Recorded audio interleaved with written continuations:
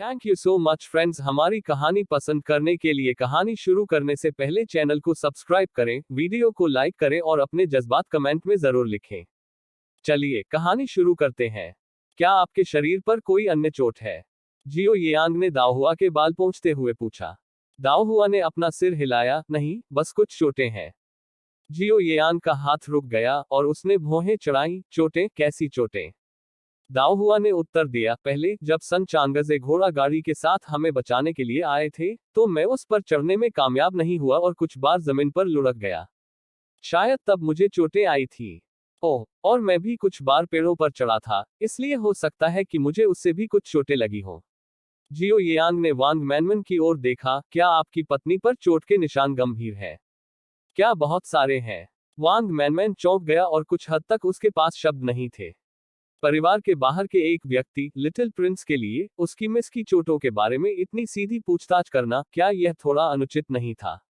दाओहुआ ने कहा, ओह, ये सिर्फ कुछ खरोंचे हैं, कोई गंभीर बात नहीं है। जियो येयांग ने असहमति जताते हुए कहा, एक युवा महिला के रूप में आपकी त्वचा अन्य की तुलना में अधिक नाजुक है। क्या होगा अगर निशान पीछे छूट जाएं?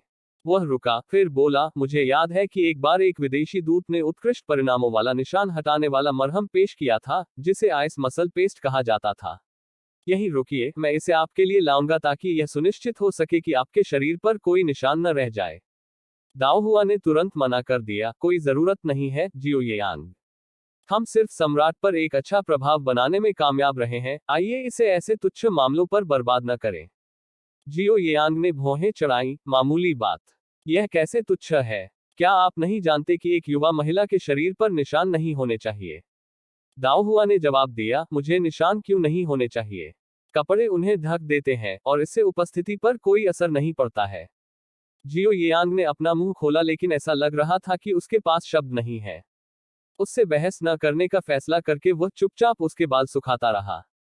यह देखकर कि वह चुप रहा, दाओहुआ फिर से बोलने से खुद को नहीं रोक सका। क्या तुम उस आइस मसल पेस्ट के लिए पूछने की हिम्मत नहीं करते? क्या तुम मेरी बात सुन रहे हो?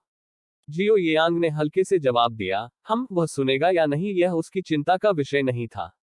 इसके बाद दोनों में से किसी ने दोबारा बात नहीं की। वांग मैनमैन ने देखा कि खाना ठंडा हो रहा था, जबकि उसकी मिस के बालों को सूखने में अभी भी कुछ समय चाहिए था। उसने इस पर विचार किया और खाने के डिब्बे को फिर से गर्म करने के लिए रसोई में ले जाने का फैसला किया। मूल रूप से उसने सोचा कि थोड़ी देर के लिए जाने में कोई समस्या नहीं होगी, क्योंकि बीशी पानी डालने के बाद जल्दी वापस आ जाएगी। हालांकि बीशी यह सोचकर कि दाओहुआ उसकी देखभाल कर रही थी, इसके बजाय यान यन की ड्रेसिंग बदलने चली गई। नतीजतन कमरे में केवल दाओहुआ और जियो येयांग ही बचे थे। जहां तक भाग्यशाली डीफू की बात है, जो वापस आ गया था, वह हमेशा सतर्क रहता था। जब वांग मैनमैन चला गया, तो उसने कमरे के बाहर निगरानी रखने की जिम्मेदारी ले ली। जियो येयांग ने सबसे पहले दाओहुआ के बालों को कपड़े से सुखाया। यह चिंता करते हुए कि यह पूरी तरह से सूखा नहीं है, वह इसे सुखाने के लिए एक चारकोल ब्रेजियर ले आया। इन कार्यों के बाद, यह देखते हुए कि वांग मनमन अभी तक वापस नहीं आया है, उसने एक कंघी उठाई और उसके बालों में कंघी करना शुरू कर दिया। उसकी उंगलियों से फिसलते बालों की काली, रेशमी लिटों ने जियो येयांग को उसके दिल में गुदगुदी का एहसास कराया। बालों की एक लट घुमाते हुए वह बुदबुदाया, लंबे बाल आदमी के दिल को बांध देते हैं। दाओहुआ ने ड्रेसिंग टेबल पर पीतल के दर्पण के माध्यम से जियो येयांग को देखते हुए उसकी कोमल अभिव्यक्ति और केंद्रित आंखों को देखा। उसका हृदय एक ऐसी अनुभूति से भर गया जो आनंदमय भी थी और मधुर भी। उसके मधुर मंत्रोच्चार को सुनने के बाद वह मदद नहीं कर सकी, लेकिन ऊपर देखकर पूछा, आपने क्या कहा? जब वांग मैनमैन भोजन का डिब्बा लेकर लौटी, तो उसे दर्पण में प्रतिबिंबित दृश्य दिखाई दिया। दर्पण में उसकी मिस ऊपर देख रही थी, जबकि लिटिल प्रिंस नीचे देख रहा था। वे दोनों बेहद ध्यान केंद्रित किए हुए थे, जैसे कि वे अपने आसपास की दुनिया से बेखबर एक दूसरे की आंखों में खोए हुए थे। वांग मैनमैन अनिश्चित थे कि क्या करें, केवल खांसी के साथ मधुर वातावरण को तोड़ने की कोशिश कर सकते थे। डी फू आया, उसे पछतावा हो रहा था कि वह वांग मैनमैन को रोकने में सक्षम नहीं था। अफसोस, मनमन कई चीजों में अच्छी थी, लेकिन उसमें विवेक की कमी थी। बस जब मास्टर और मिस यान के बीच इतना प्यारा पल था, तो उसे बीच में आना पड़ा।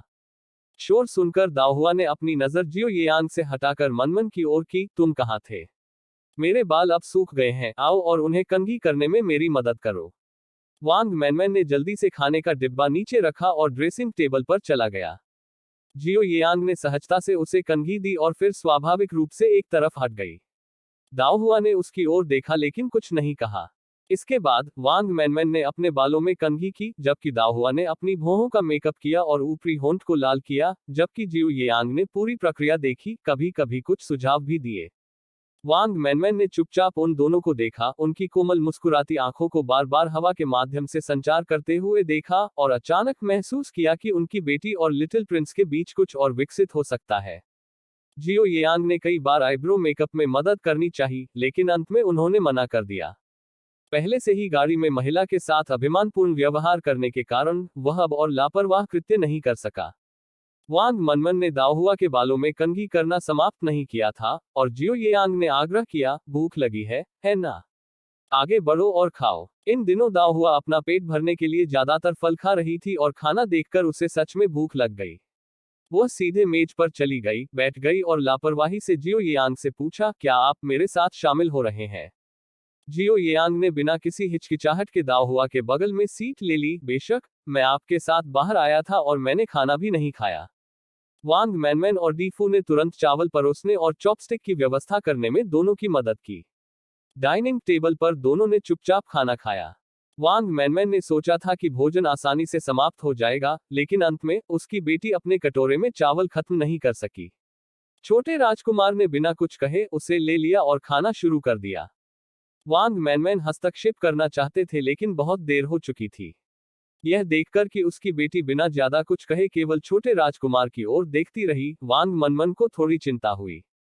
क्या महिला और छोटा राजकुमार बहुत अधिक घनिष्ठ हो रहे थे? क्या यह ठीक था? बाद में जब मैं आपको गोदी पर ले जाऊंगा तो मैं आपके साथ नहीं लौटूंगा। युवानिक सुअन के आपके साथ आने से मुझे आराम महसूस होगा, लेकिन फिर भी बाहर रहना घर जैसा नहीं है, इसलिए आपको अतिरिक्त सतर्क रहने की जरूरत है। जियो येयांग ने खाना खत्म करने के बाद दाओहुआ से कहा। दाओहुआ ने सिर हिलाया। वह जानती थी कि सिशान गांव के मामलों पर जियो येयांग को व्यक्तिगत ध्यान देने की आवश्यकता है। आपको और मेरे भाइयों को भी सावधान रहने की जरूरत है। जियो येयांग मुस्कुराया, चिंता मत करो, मैं समझता हूँ।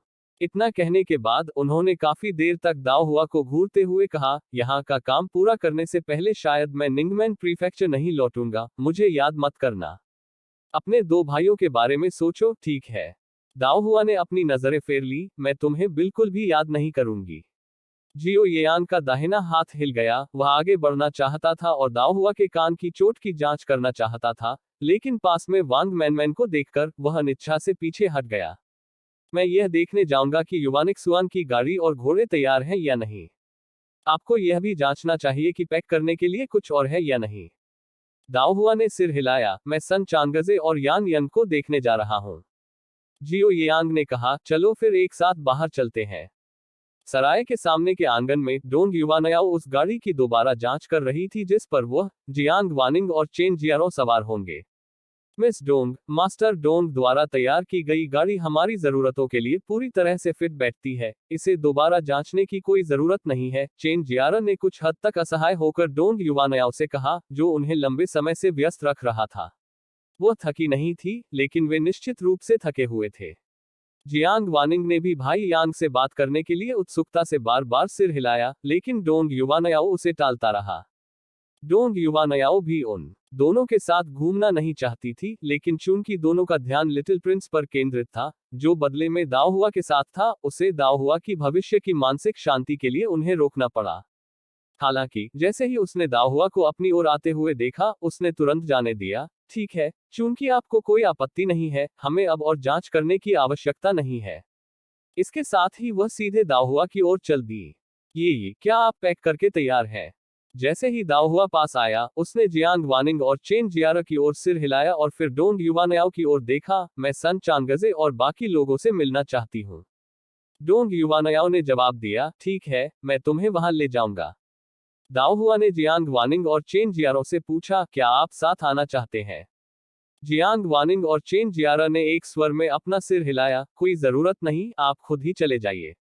आखिरकार वे तो नौकर ही थे। महिलाओं ने पहले ही अपना आभार व्यक्त कर दिया था और सिल्वर दे दिया था। वास्तव में उन्हें व्यक्तिगत रूप से मिलने की कोई आवश्यकता नहीं थी। आप अब भी उनसे कैसे बातचीत कर सकते हैं? जियांग वानिंग और चेन जियारा से खुद को दूर करने के बाद दाओ हुआ ने आश्चर्य से डोंग युवानयाओ को देखा। डोंग युवानयाओ ने उस पर एक नजर डाली। ठीक है, मैं क्या कह सकता हूँ, यह आपकी वजह से है। मैं जियांग वानिंग के इरादों पर भी शुरुआत नहीं करूंगा। उसने लिटिल प्रिंस को लक्ष्य करते हुए राजधानी से झेंझो तक की यात्रा की। जहां तक जियारो का सवाल है, वह काफी अज्ञानी है।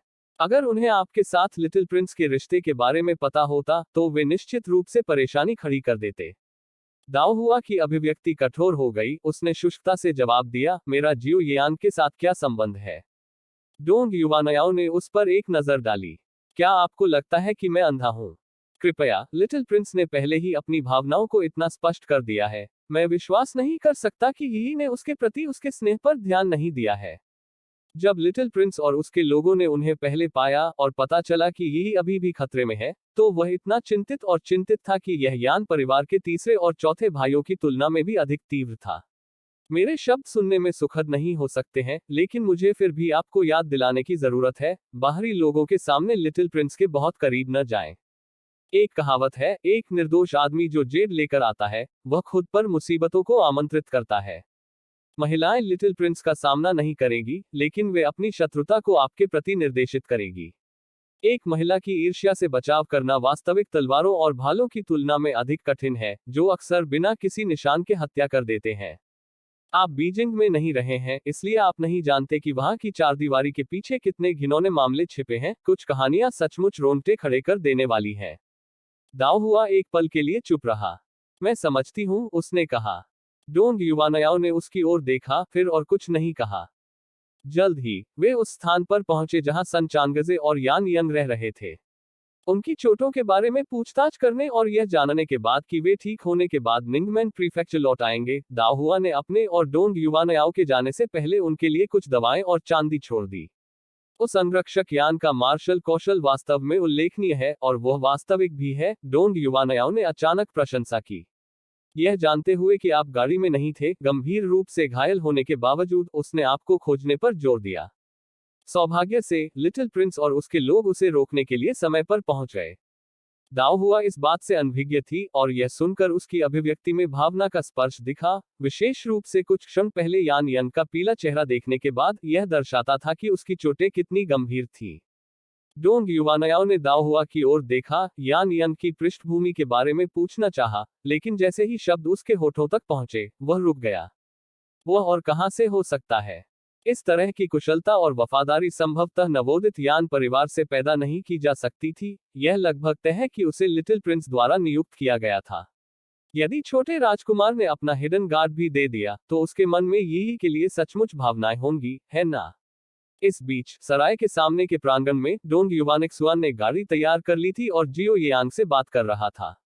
गाड़ी से कुछ कदम की दूरी पर चेन जियारर और जियांग वानिंग भी बातें कर रहे थे, हालांकि वे विचलित लग रहे थे, समय समय पर जियो येयांग और डोंग युवानिक्सुआन पर नजर डाल रहे थे।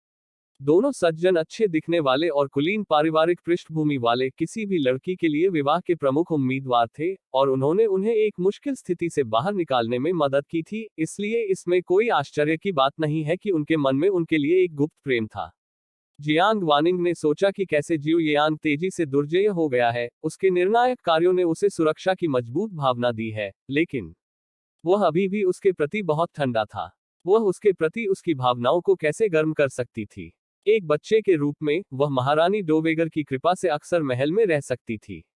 जब भी जियो येयांग महारानी डाउजर को श्रद्धांजलि देने आते थे तो वह उनसे बातचीत कर सकती थी, लेकिन झोंकझो पहुंचने के बाद से उन्हें देखना भी मुश्किल हो गया था। उसे लौटने के बाद उसे और अधिक देखने, उसके साथ संबंध बनाने का तरीका सोचना होगा। चेन जियारा, लिटिल प्रिंस और डोंग युवानिक्सुआन दोनों उत्कृष्ट विकल्प थे। छोटे राजकुमार के पास एक उच्च दर्जा था, लेकिन वह राजकुमार का पक्षधर नहीं था, और उस तरह की मां के साथ उसका भविष्य उतना उज्जवल नहीं हो सकता था। दूसरी ओर, डोंग युवानिक्सुआन का परिवार देखभाल करने वाला और संतानोचित था, लेकिन उनके पिता सबसे बड़े बेटे नहीं थे और उन्हें मार्क्विस की उपाधि नहीं मिल सकती थी। डोंग युवानिक्सुआन को कदम दर कदम अपने दम पर प्रयास करना होगा, जो काफी संघर्षपूर्ण हो सकता है। दरअसल, प्रत्येक की अपनी अपनी खूबियां और अपनी अपनी कठिनाइयां थी। तभी दाओ हुआ और डोंग युवानयाओ ने संपर्क किया। दो महिलाओं को देखकर जियो येयांग और डोंग युवानिक्सुआन ने अपनी निगाहें उठाई। मिस डोंग, मिस यान, आप आखिरकार आ गईं, हर कोई आपका इंतजार कर रहा था। चेन जियारू ने तुरंत मुस्कुराते हुए उनका स्वागत किया। पहले जियो येयांग द्वारा शर्मिंदा होने के बाद उसने आगे बढ़ने की हिम्मत नहीं की, लेकिन उसने अपनी उपस्थिति दर्ज कराने का अवसर जब्त कर लिया। डोंग युवानयाओ ने उपहास किया। बीजिंग की महिलाएं, आपके पास यह है, खुद को ऊपर उठाने के लिए हमेशा दूसरों को नीचे गिराने की कोशिश करती रहती है। उनकी विचारहीन देरी के विपरीत जल्दी पहुंचने की उनकी उत्सुकता दूसरों पर बोझ न बनकर विचारशीलता दिखाने के लिए थी। दाओ हुआ मंद मंद मुस्कुराया, हालांकि मैं पहले ही पीछे रह गया था। सन चांगजे मेरे बचाव में आए। प्रस्थान करने से पहले अपने उद्धारकर्ता से मिलना और उसे धन्यवाद देना ही सही है। डोंग युवानयाओ ने मुस्कुराते हुए उसकी ओर देखा और तुरंत कहा, वास्तव में, हम भविष्य में फिर कभी नहीं मिल सकते हैं। अगर हम अपने जीवन रक्षक को विदाई भी नहीं देते हैं, तो क्या हम कृतघ्न नहीं होंगे? चेन जियारर और जियांग वानिंग के भाव थोड़े सख्त हो गए। वो उन पर कृतघ्न होने का आरोप लगा रहा था। चेन जियारो ने भौहें चढ़ा दी, इस यान यी की जबान सचमुच बहुत तेज थी। पिछली बार भोज में उसने अपनी दादी और माँ को लगभग हरा ही दिया था, और आज उसने लिटिल प्रिंस और यंग मास्टर डोन के सामने उसे मात दे दी थी।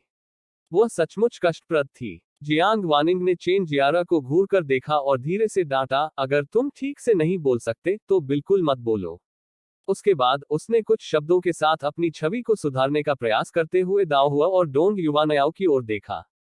दुर्भाग्य से जियो येयांग ने उसे मौका नहीं दिया।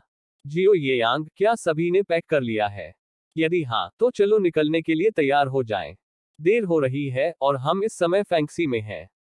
जब तक हम निंगमैन प्रीफेक्चर पहुंचेंगे तब तक शायद कल दोपहर या शाम हो जाएगी, इसलिए अब और देरी नहीं करनी चाहिए। यह सुनकर जियांग वानिंग ने फिर समझाने की कोशिश नहीं की और तुरंत कहा, भाई यांग, हम तैयार हैं, हम तुरंत जा सकते हैं। चेन जियारा ने भी सिर हिलाया। जियो येयांग ने ज्यादा कुछ नहीं कहा, तो जल्दी करो और गाड़ी पर चढ़ो। जियांग वानिंग और चेन जियारा सीधे आगे वाली गाड़ी में चढ़ गए, जबकि दाओ हुआ और डोंग युवानयाओ पीछे वाले पर चढ़ गए। डोंग युवानक्सुआन परिचारकों की व्यवस्था करने गया। दाओ हुआ ने सबसे पहले डोंग युवानयाओ को गाड़ी में चढ़ने में मदद की। जैसे ही वह आगे बढ़ने के लिए अपनी स्कर्ट उठाने वाली थी, अचानक एक हाथ उसके सामने आ गया। अपना सिर घुमाकर उसने देखा कि यह वह दुष्ट जियो येयांग था। दाओ हुआ ने तुरंत अपना हाथ हटा दिया, उसका लहजा चंचल लेकिन मजाकिया था। अभी मुझे बीच में रोकते हुए, क्या तुम्हें डर था कि मैं तुम्हारी चचेरी बहन वानिंग और उस खूबसूरत चेन लड़की को चुन लूंगा? जियो येयांग कुछ अवाक रह गया, बस दाओ हुआ के पीछे गया, उसकी कमर के चारों ओर अपनी बाहें लपेटी और उसे गाड़ी पर उठा लिया। उसे अपनी ओर घूरते हुए देखकर वह झुक गया और धीमी हंसी के साथ फुसफुसाया, मुझे चिंता थी कि यह आपके मूड को प्रभावित करेगा, क्योंकि आपको आगे लंबी नाव यात्रा करनी है। समुद्र में बीमार न पड़ें। जहां तक किसी के फूल की तरह सुंदर होने की बात है, क्या आप निश्चित हैं कि आपको दृष्टि संबंधी समस्याएं नहीं है?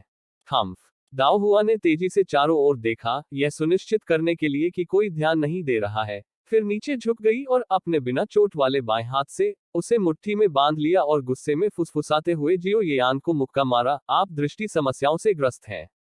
न केवल आपकी आंखें, बल्कि आपका मस्तिष्क भी। अन्यथा आपने मेहनत से सिले हुए दस्ताने और उस लड़की द्वारा पकाया गया चिकन सूप स्वीकार क्यों नहीं किया?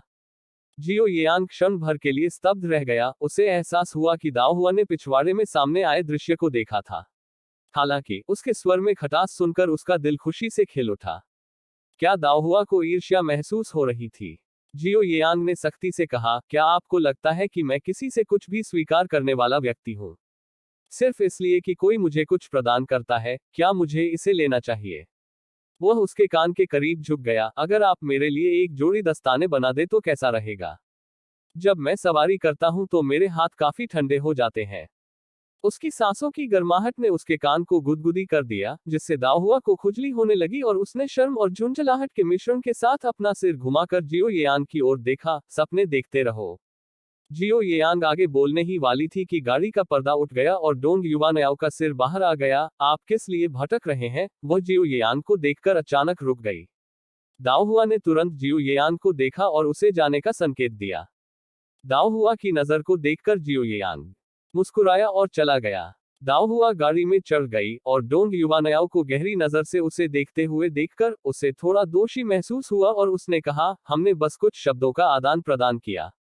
कुछ देर रुकने के बाद उसने रक्षात्मक रूप से कहा, किसी ने नहीं देखा। डोंग युवानयाओ ने दाओहुआ को तिरछी नजर से देखा, जैसे कि यहाँ एक पैसा भी नहीं कहना, जबकि आपके पास स्पष्ट रूप से 300 है। लेकिन फिर उसने दाओहुआ और लिटिल प्रिंस के बीच के अंतरंग क्षण को देखा था, और अंदर ही अंदर उसे वास्तव में थोड़ी ईर्ष्या महसूस हुई। कौन सी लड़की प्यार के लिए तरसती नहीं है? अगर छोटे राजकुमार जैसा सौम्य और विचारशील व्यक्ति उस पर मोहित हो जाए, तो क्या वह भी इसमें गहराई से नहीं डूब जाएगी? कुछ ही देर में गाड़ी चलने लगी। हाल की बातचीत से ध्यान भटकाने के लिए दाओहुआ ने छोटी छोटी बातें करने के लिए अपने दिमाग पर जोर डाला। डोंग युवानयाओ ने जवाब में गुनगुनाया, जिससे उसके लिए यह मुश्किल नहीं हुआ, और बातचीत के साथ आगे बढ़ गई। सड़क पर दाओहुआ के पास करने के लिए और कुछ नहीं था। उसने बाहर देखने के लिए पर्दा उठाया और जल्द ही जियो येयांग, जो आगे चल रहा था, गाड़ी के साथ साथ चलने के लिए धीमा हो गया। उनमें से कोई भी कुछ नहीं बोलता था, केवल कभी कभार नजरें बदल लेता था और फिर लापरवाही से दूसरी ओर देखने लगता था। डोंग युवानयाओ ने इस दृश्य को अपने सामने प्रकट होते देखा। लिटिल प्रिंस की उत्साही भौहें और दाओहुआ की हल्की हर्षित मुस्कान, एक अवर्णनीय भावना और मौन समझ को उनके लुक के बीच चुपचाप संचारित होते देखा। उसे यह कुछ अटपटा सा लगा और उसने देखना न चाहते हुए अपना सिर दूसरी ओर घुमा लिया। हालांकि वह खुद को ऐसी भावनाओं के लिए तरसते हुए थोड़ी देर बाद वापस उनकी ओर देखने से नहीं रोक सकी। 1 घंटे से अधिक समय के बाद वे घाट पर पहुंचे।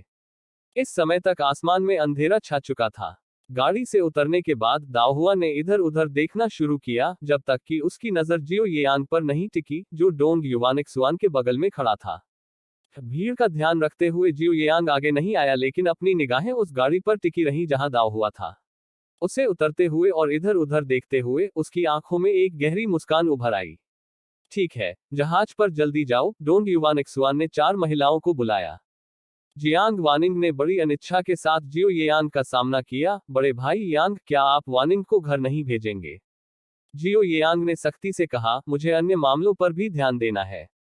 खत्म करने के बाद उसने उपेक्षापूर्वक अपना हाथ लहराया और अधिक कहने को तैयार नहीं हुआ, और जियांग वानिंग को जल्दी से जहाज पर चढ़ने का इशारा किया। जियांग वानिंग झिझक रही थी, बोलना चाहती थी, लेकिन फिर यह देखकर खुद को रोक लिया कि जियो येयांग उसकी ओर देख भी नहीं रही थी। बुरी तरह निराश महसूस करते हुए वह केवल अपनी नौकरानी की मदद से जहाज पर कदम रख सकी और एक बार में 3 कदम पीछे देखती रही। चेन जियारो भी कुछ शब्द कहने के मौके का फायदा उठाना चाहती थी, लेकिन जियो येयांग के दूर उदासीन व्यवहार को देखकर उसने अंततः एक खोए हुए उद्देश्य को आगे नहीं बढ़ाने का फैसला किया। बीजिंग में वह 5 प्रसिद्ध सुंदरियों में से एक थी, जिसका बड़े पैमाने पर कुलीन पुत्रों द्वारा स्नेह किया जाता था, और उसे भी अपना गौरव प्राप्त था। जब जहाज पर चढ़ने के लिए दाओहुआ और डोंग युवानयाओ की बारी आई, तो जियो येयांग की पहले से अलग नजरें अचानक गर्म और अनिच्छुक हो गईं। दाओहुआ को खुद में अनिच्छा महसूस हुई। उसने जियो येयांग की ओर देखा और अपने होंठ हिलाए, जैसे कि कुछ कहना चाहती हो, लेकिन यह नहीं जानती थी कि कहां से शुरू करे। उसने बस अपने होंठ भींचे और चुप रही। जियो येयांग ने कर्कश आवाज में फिर कहा, अपना ख्याल रखना, मुझे चिंता मत करो। डोंग युवानयाओ ने उन्हें फिर से एक दूसरे से मिलते जुलते देखकर तुरंत दाओहुआ को जहाज पर खींच लिया। इस दौरान दाओहुआ ने कई बार जियो येयांग की ओर देखा। जल्द ही केवल जियो येयांग और उसके कुछ लोग ही घाट पर बचे थे। जियांग वानिंग डेक पर खड़ा था और जोर से चिल्लाया, बड़े भाई यांग, तुम्हें वानिंग को देखने के लिए जल्दी झोंकझो आना होगा, ठीक है? यह सुनकर जियो येयांग सहज रूप से घबरा गया। जियांग वानिंग के बारे में उसकी धारणा पिछली अधीरता से वर्तमान घृणा में बदल गई। सार्वजनिक रूप से ऐसी बातें कहना, मानो उनका रिश्ता कुछ खास हो, खासकर दाओहुआ के सामने। क्या उसे एहसास नहीं है कि यह कितना असंवेदनशील है? मुझे आशा है कि वह परेशान नहीं होगी। पिछली बार जब वह वानिंग के साथ ग्लास स्टो गया था, तो दाओहुआ इससे खुश नहीं था, और अगर वह स्पष्ट रूप से जाता, तो कौन जानता है कि वह कैसे प्रतिक्रिया देती। जियांग परिवार का झोंकझू में रहना वास्तव में परेशानी भरा है, और महारानी डोवेगर के कारण उन्हें पूरी तरह से नजरअंदाज नहीं किया जा सकता है। लेकिन अगर वे इसी तरह चिपके रहते हैं, तो यह परेशान करने वाला है। यदि केवल जियांग परिवार को छोड़ने का कोई रास्ता होता।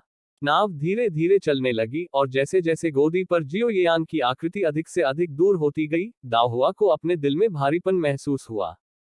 अलगाव के ऐसे दृश्यों से उसकी घृणा बढ़ती जा रही थी। मिस जियांग, मिस चेन, नाव प्रस्थान करने वाली है, कृपया जाएं और जहाज के केबिन में आराम करें। आपके शयन कक्ष तैयार हो गए हैं।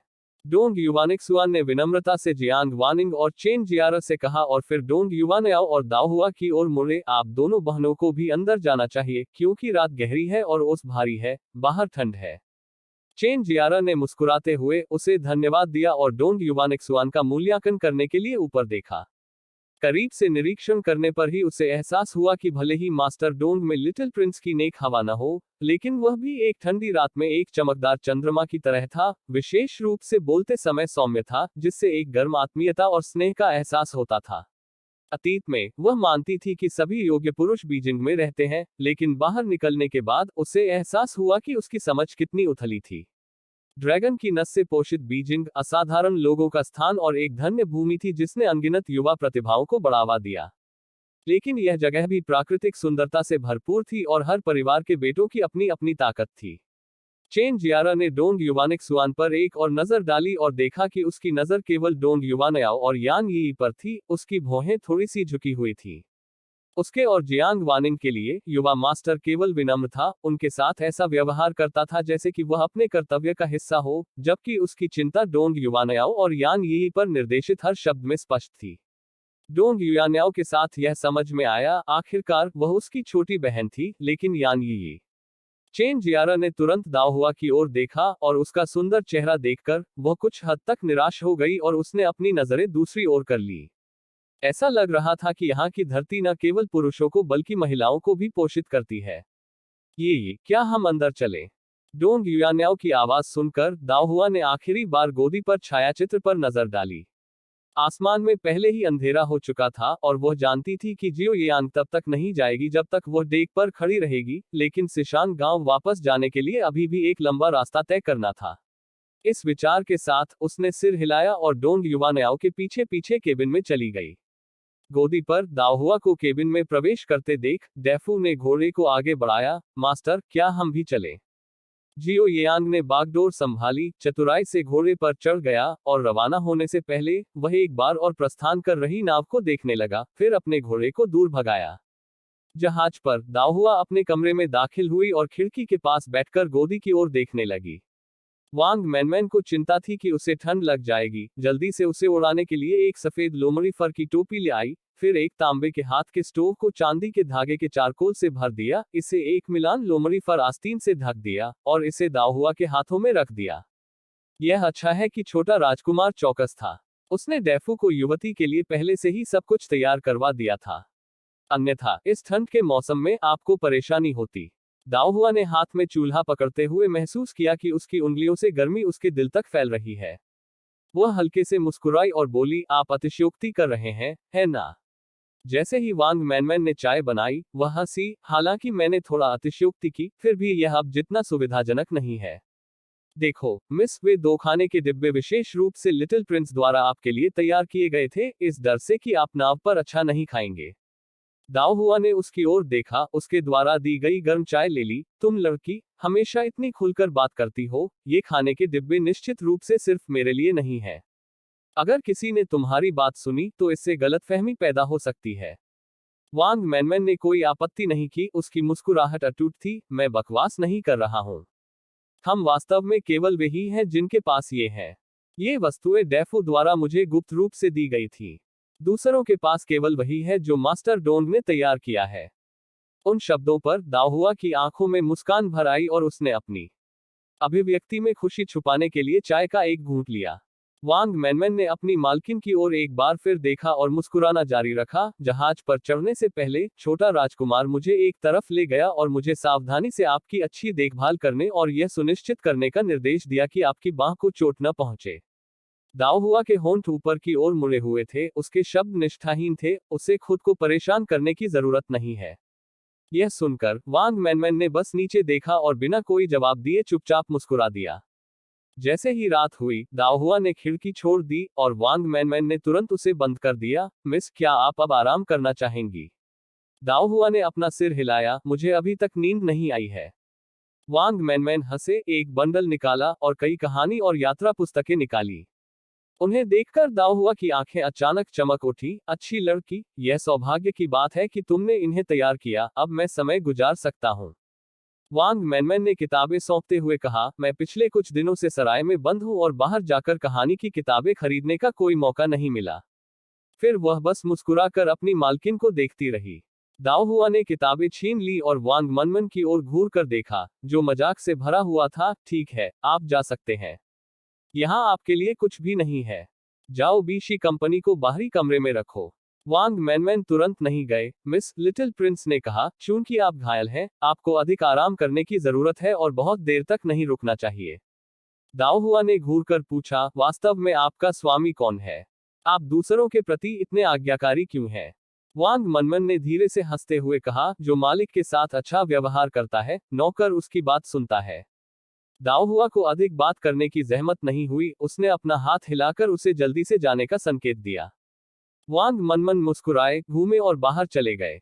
बाजार में बिकने वाली कहानियां लंबी नहीं थी। दाओ हुआ ने जल्दी से एक कहानी खत्म की, उससे नींद आने लगी और वह बिस्तर पर चला गया। अगली सुबह डोंग युवानयाओ दाओ हुआ के कमरे में जल्दी आ गया। क्या कल रात तुम अच्छे से सोए? दाओ हुआ ड्रेसिंग टेबल के सामने बैठी अपने बालों में कंघी कर रही थी और मुस्कुराते हुए बोली, बहुत शांति से। आप कैसे हैं? डोंग युयान्याओ की अभिव्यक्ति उदासीन थी। मैं भी ठीक था। कल रात ही जियांग वानिंग को समुद्र में तकलीफ हुई और देर रात उल्टी हो गई। मेरा भाई उसे देखने नहीं जा सका, इसलिए उसने मुझसे उसकी जांच करने के लिए कहा। इसने मुझे कुछ समय के लिए वास्तव में परेशान कर दिया। मैं पूरी रात ठीक से सो नहीं पाया। दाओ हुआ ने सहानुभूति दिखाते हुए कहा, भविष्य में हमें जितना हो सके उससे दूर रहने की कोशिश करनी चाहिए। डोंग युवानयाओ ने सिर हिलाते हुए दृढ़ता से सहमति व्यक्त की। इतनी नाजुक युवा महिला, अगर ऐसा कुछ और बार होता है तो मैं वास्तव में इसे बर्दाश्त नहीं कर पाऊंगी। इतना कहकर उसने मेज से पेस्ट्री का एक टुकड़ा उठाया और खाना शुरू कर दिया। मम्मा, यहाँ की पेस्ट्री मेरे कमरे की पेस्ट्री से अधिक स्वादिष्ट है। नर्म और कोमल, बिल्कुल सही मात्रा में मिठास, चिपचिपा नहीं। उसने एक टुकड़ा खत्म करने के बाद दूसरा टुकड़ा उठा लिया। दाओ हुआ ने मुस्कुराते हुए कहा, अगर तुम्हें ये पसंद है तो और खाओ।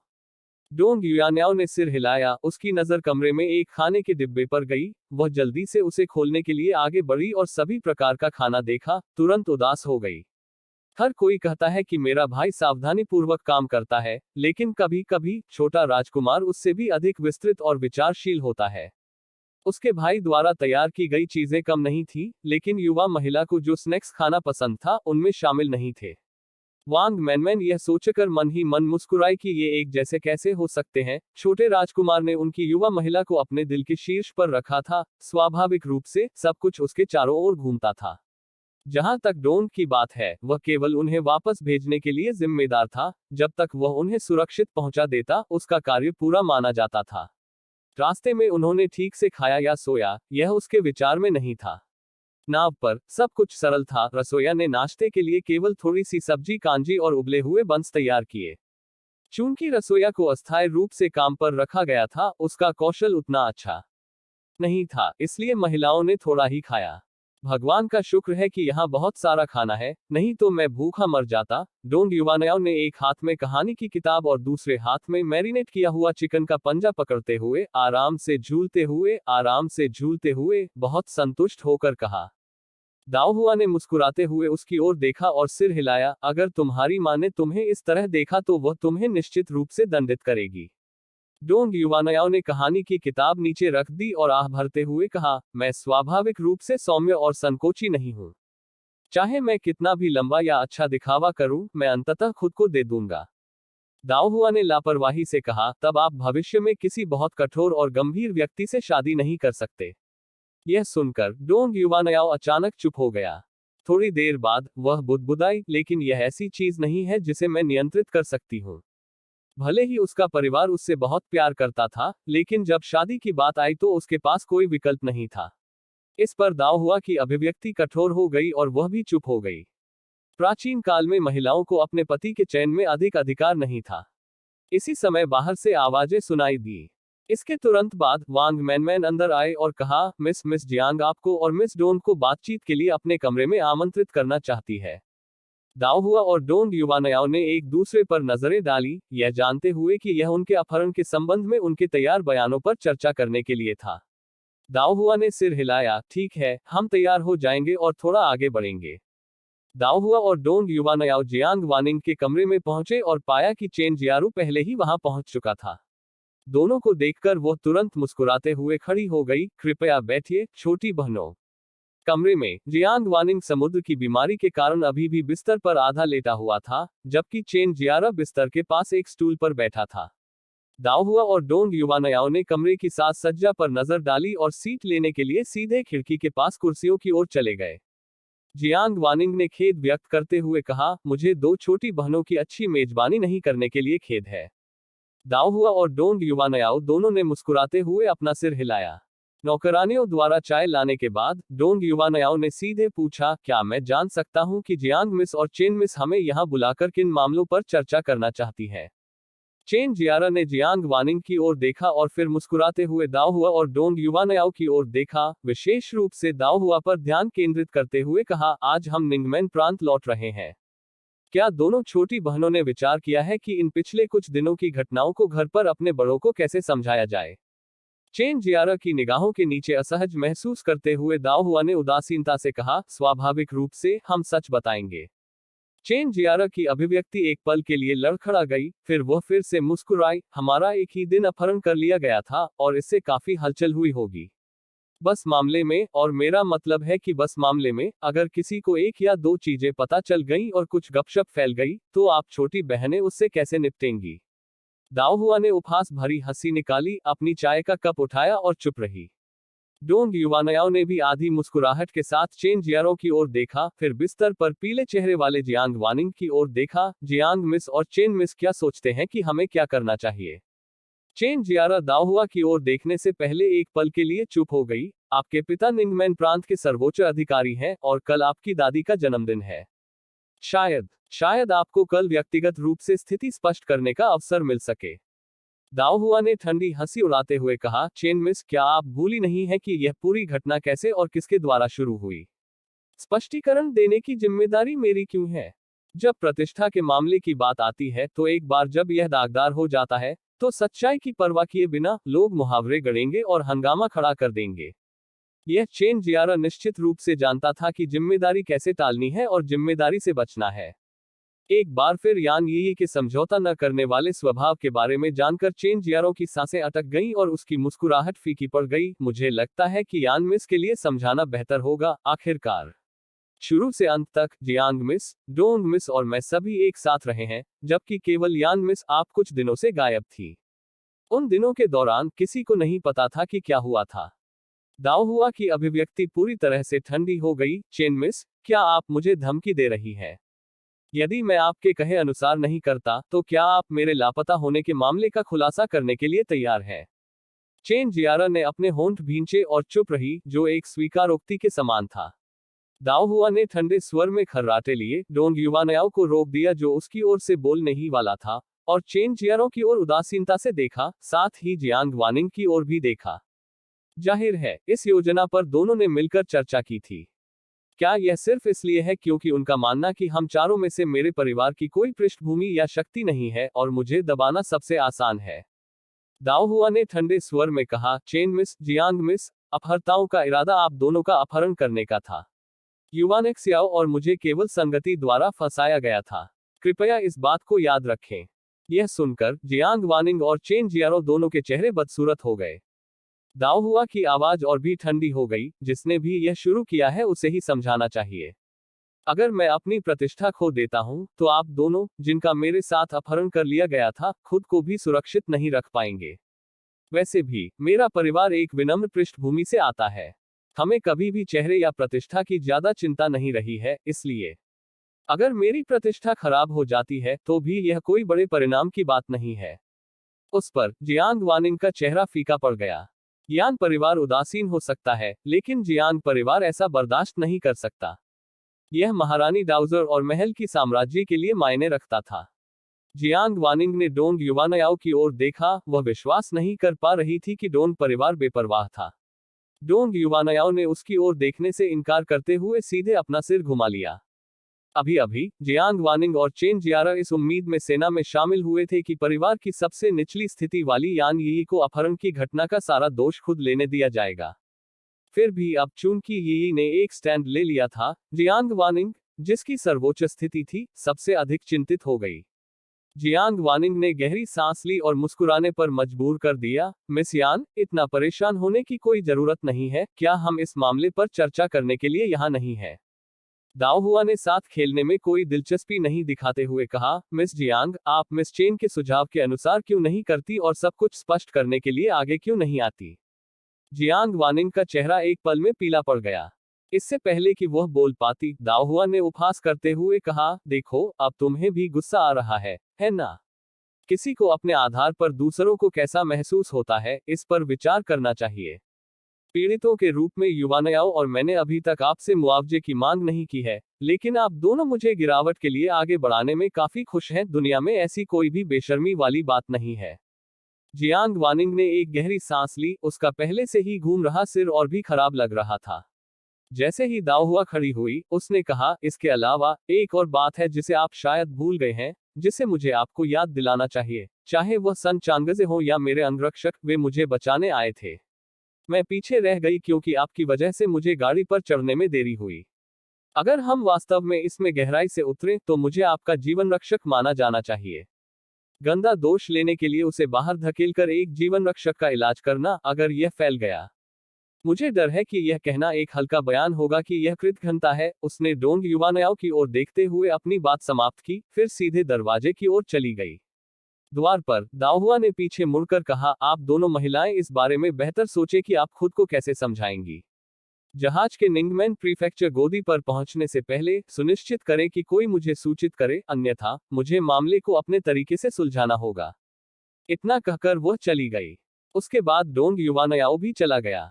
बाहर निकलने के बाद डोंग युवानयाओ ने दाओहुआ का हाथ थाम लिया, आप निश्चित रूप से अपनी बात पर कायम है।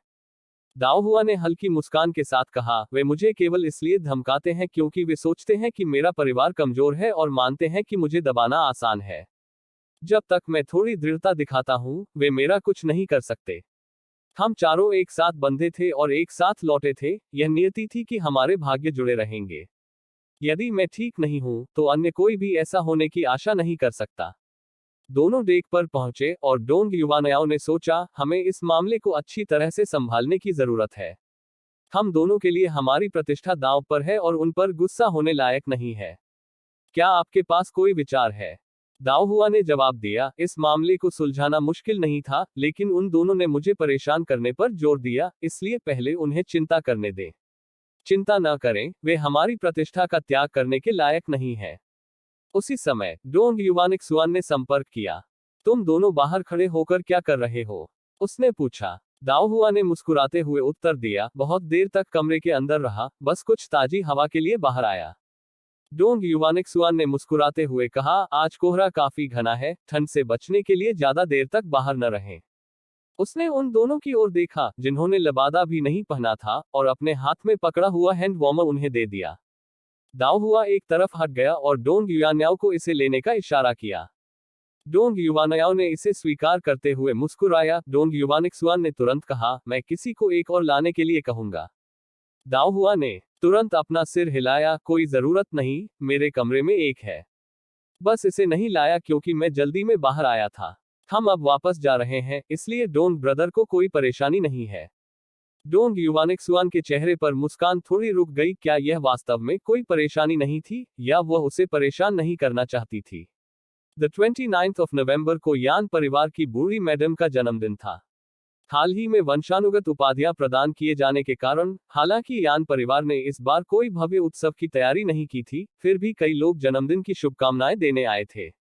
सुबह से ही यान परिवार में हलचल थी। सामने के आंगन में यान झिगाओ ने यान झियुआन, यान झिकियांग और यान वेंगसियू और परिवार के अन्य छोटे सदस्यों के साथ मिलकर आए हुए पुरुष मेहमानों के मनोरंजन का जिम्मा उठाया। पिछवाड़े में मैडम ली विभिन्न परिवारों की महिला मेहमानों का स्वागत करने के लिए जिम्मेदार थी, जिसमें सन परिवार और वू परिवार में से एक चाय सेवा संभालती थी, दूसरी रसोई संभालती थी। यहाँ तक यान सियू, जो अभी अभी घर लौटा था, के भी कर्तव्य थे। उसने यान शियुजुन, यान यिहुआन और कुछ अन्य युवा महिलाओं को बूढ़ी मैडम यान के पास बैठाया और आने वाली मैडमों और युवा महिलाओं के साथ सुखद छोटी छोटी बातें की और हंसी मजाक किया। पूर्वाह 11 बजे तक सोनगे प्रांगण का मुख्य कक्ष विभिन्न परिवारों की महिला मेहमानों से भर गया था। मैडम और युवतियां बातें करती और हंसती, माहौल वास्तव में जीवंत था। बूढ़ी मैडम वास्तव में अच्छी किस्मत वाली हैं, उनकी पोती और पोतियां सभी बहुत सुंदर हैं। मेरा मानना कि यान परिवार का दरवाजा दूल्हे द्वारा खराब होने में ज्यादा समय नहीं लगेगा। कुछ चिकनी चुपड़ी बातें करने वाली मैडमों ने यान यहुआन, यान शियुजुन और कुछ अन्य लोगों को अपने पास खींचते हुए उनकी भरपूर प्रशंसा की। बूढ़ी मैडम यान ने मुस्कुराते हुए जवाब दिया, आप उनकी बहुत ज्यादा चापलूसी करती हैं, मेरी प्यारी मैडमों। मेरे ये जवान बच्चे आपके द्वारा लाई गई गोरी युवतियों से तुलना नहीं कर सकते। बस देखो, हर एक देवी की तरह सुंदर है। एक बूढ़ी औरत की दृष्टि उन सभी की सराहना करने के लिए अपर्याप्त है।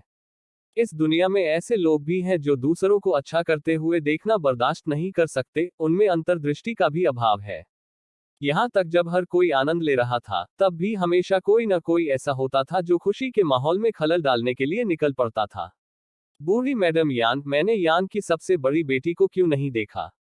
आज आपका आदरणीय जन्मदिन है, एक पोती के रूप में वह यहाँ कैसे नहीं हो सकती? ओह, ठीक है। कुछ दिन पहले चेन परिवार के निवास पर पार्टी में मैंने किसी को यह कहते हुए सुना कि उन्होंने यान की सबसे बड़ी बेटी को जल्दी से एक गाड़ी में जाते देखा। मुझे आश्चर्य है कि क्या इसमें कोई सच्चाई है। किसी पार्टी को जल्दी छोड़ना निश्चित रूप से शिष्टाचार का उल्लंघन है। हालांकि हम सभी जानते हैं कि यान परिवार के घरेलू नियम हमेशा असाधारण रूप से सख्त रहे हैं। क्या ऐसा हो सकता है कि यान की सबसे बड़ी बेटी कुछ घटित होने के कारण इतनी जल्दी चली गई हो? इन शब्दों पर वह कमरा जो हंसी और बातचीत से भरा हुआ था, अचानक शांत हो गया। बूढ़ी मैडम यान की मुस्कुराहट बरकरार रहने के लिए संघर्ष कर रही थी, क्योंकि उसने विभिन्न मैडमों को या तो एक दूसरे से फुसफुसाते हुए, धीरे से बड़बड़ाते हुए, या अनकहे अर्थ के साथ मुस्कुराते हुए देखा। उसने मैडम जू की ओर उदासीनता से देखा, जिन्होंने बात की थी। उस दिन चेन परिवार के भोज में मैडम चेन ने हड़बड़ाहट में अपनी सीट छोड़ दी, जिससे परिवारों के बीच अटकलों का दौर शुरू हो गया। बाद में किसी को नहीं पता था कि यह अफवाह किसने फैलाई कि एक युवती का अपहरण कर लिया गया है। उस दिन मैडम डोंग और मैडम जियांग के साथ सबसे बड़ी बहू भी एक के बाद एक भोज छोड़कर चली गई थी। धीरे धीरे यह कानाफूसी फैलने लगी कि अपहृत लड़की उन्हीं के परिवार से है। आज मैडम जो इतनी साहसी थी कि उन्होंने इस तरह का विषय उठाया, जिसमें उनके दाहुआ के बारे में कुछ संकेत दिया गया था। उसके इरादों को केवल दुर्भावनापूर्ण और भयावह बताया जा सकता है। बूढ़ी मैडम यान को गुस्से से कांपते हुए बहस करने के लिए तैयार देखकर यान सीयू ने जल्दी से उसका हाथ पकड़ लिया और अपना सिर हिला दिया। वे जितनी सफाई देंगे, मामला उतना ही गंदा होता जाएगा। यदि उन्होंने वास्तव में बहस करना शुरू कर दिया, तो इसका परिणाम यही को भुगतना होगा। ओह, वह कौन है जो मेरे बारे में बात कर रहा है? तभी एक हर्षित, स्पष्ट और मधुर आवाज हार्दिक हंसी के साथ बाहर से कमरे में दाखिल हुई। सबने पलटकर देखा तो पर्दा उठा हुआ था। लाल कढ़ाई वाले चर्मपत्र जूते और सफेद लोमड़ी फर से सजी एक बड़ी लाल टोपी पहने एक युवा महिला एक खिलखिलाती मुस्कान के साथ प्रवेश की। सितारों की तरह चमकती आंखें, एक चमकदार प्यारी मुस्कान, एक जीवंत और प्यारा चेहरा और एक अलौकिक आकर्षण के साथ। अगर यह यान यही नहीं था, तो यह कौन हो सकता है? नवागंतुक को देखकर कमरे में सन्नाटा छा गया। दाओहुआ ने हर किसी पर नजर डाली। डोंग युवानयाओं के भी प्रवेश करने तक प्रतीक्षा करने के बाद वह उसे सीधे ओल्ड मैडम यान के पास ले गई। दाओहुआ को देखते ही बूढ़ी मैडम यान का चेहरा तुरंत फिर से मुस्कुराहट से भर गया। तुम दोनों लड़कियां, तुम इतनी देर से कैसे आई? जल्दी जाओ और मैडमों का स्वागत करो। दाओहुआ और डोंग युवानयाओं ने पहले ओल्ड मैडम को प्रणाम किया, फिर विभिन्न परिवारों की मैडमों को सम्मान देने के लिए आगे बढ़े। एक बार जब डोंग युवानयाओ मैडम डोंग के पक्ष में शामिल हो गए, तो दाओहुआ ने कमरे में सभी को मुस्कुराते हुए देखा। यही देर से आए हैं? मैं पूछता हूं कि मैडम नाराज न हो। मैं यहाँ माफी मांगने के लिए आया हूँ। इतना कहने के बाद उसने करवट लेते हुए अपने घुटनों को गहराई तक मोड़ लिया। आप किस बारे में बात कर रहे हैं, बच्चे? हर कोई जानता है कि आप आज घर में व्यस्त हैं, हम सब समझते हैं, मैडम डोंग ने कहा और उसकी मदद करने के लिए खड़ी हुई, फिर कमरे में मैडमों से बात करना जारी रखा। यह बच्ची बहुत संतानोचित है। आज बूढ़ी मैडम का जन्मदिन है। उसने जश्न के लिए व्यक्तिगत रूप से जन्मदिन का केक बनाने पर जोर दिया। वो सुबह से ही इस पर काम कर रही है। कौन जानता है कि हमें उस केक का स्वाद मिलेगा या नहीं? Exclamation question mark. इससे यह स्पष्ट हो गया कि दाओहुआ देर से क्यों पहुंचा। यह सुनकर सभी ने दाहुआ की पितृभक्ति की प्रशंसा की, भले ही वे निजी तौर पर कुछ भी सोचते हों। एकत्रित लोगों में से केवल मैडम जू, जो अभी बोल रही थी, की अभिव्यक्ति कुछ कठोर थी।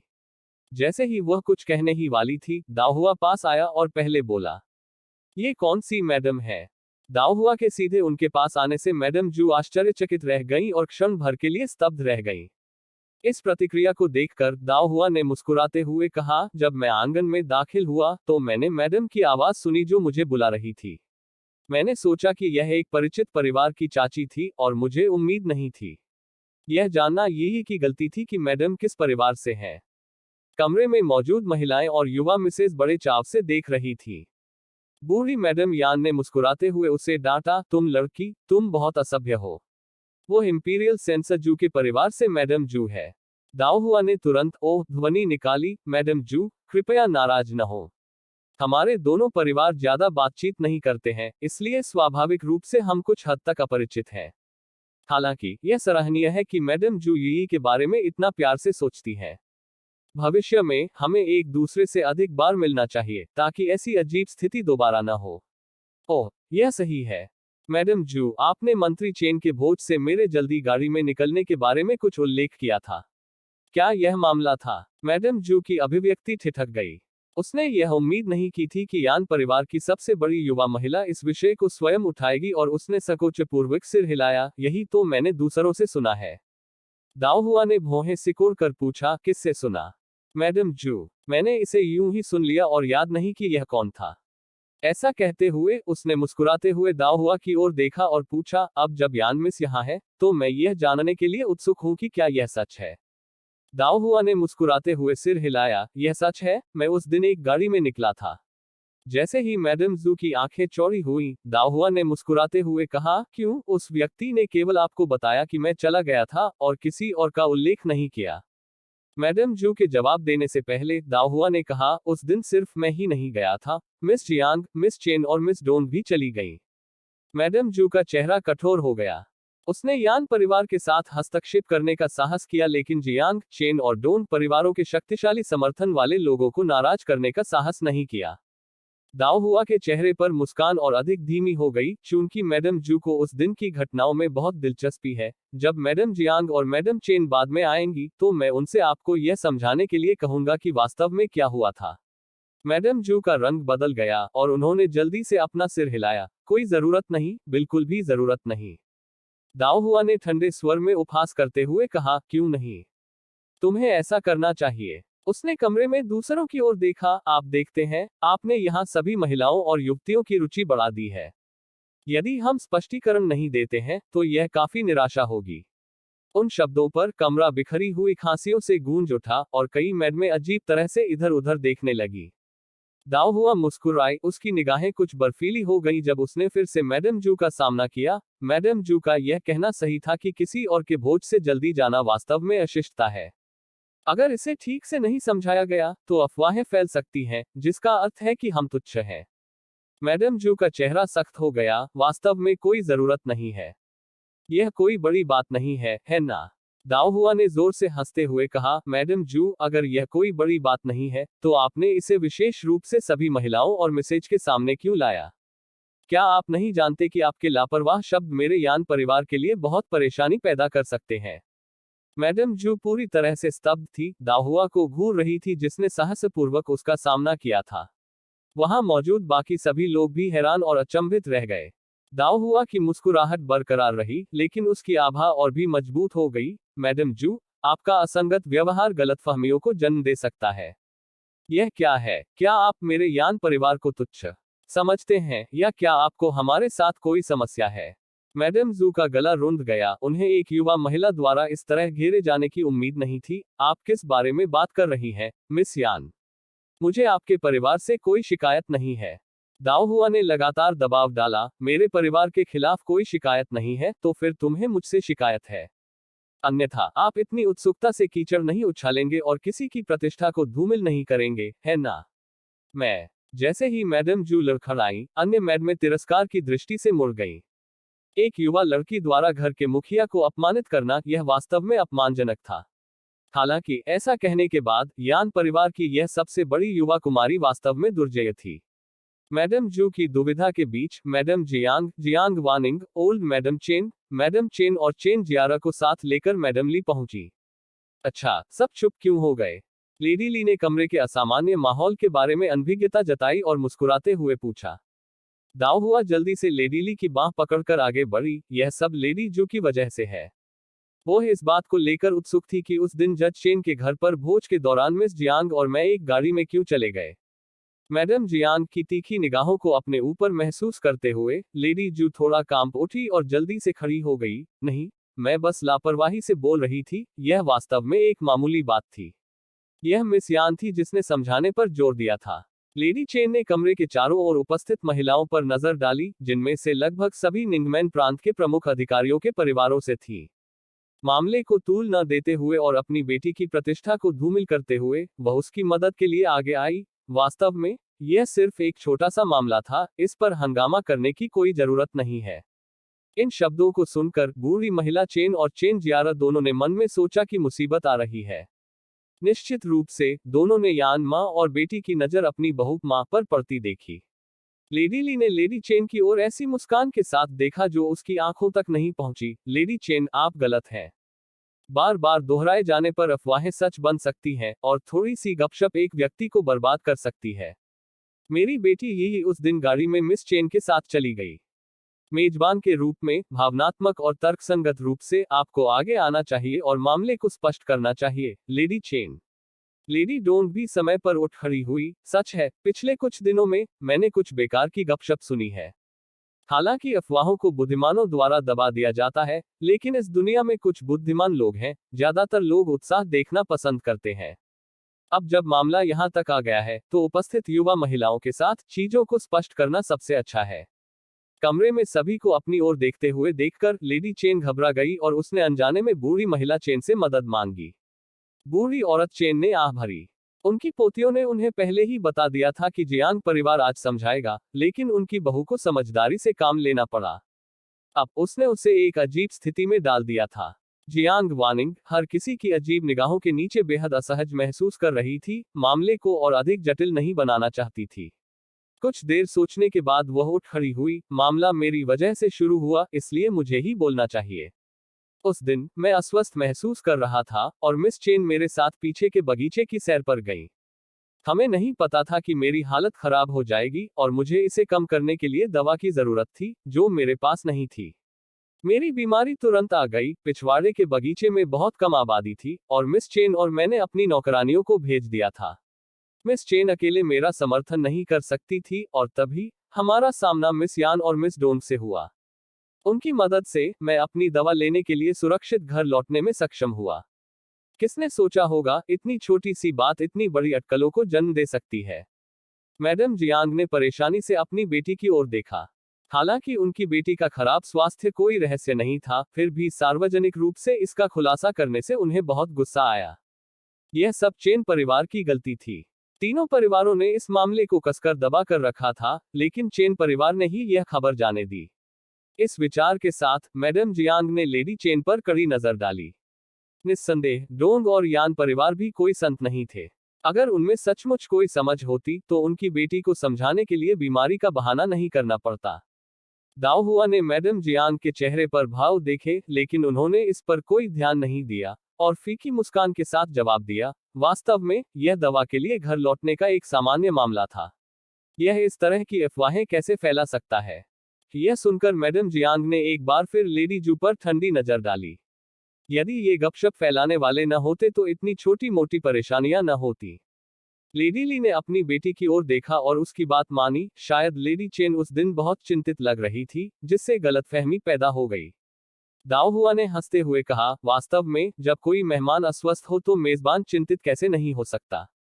हालांकि यह दुर्भाग्यपूर्ण है कि इससे गलतफहमियां पैदा हुई। नकली सहानुभूति जताते हुए वह पीछे रह गई।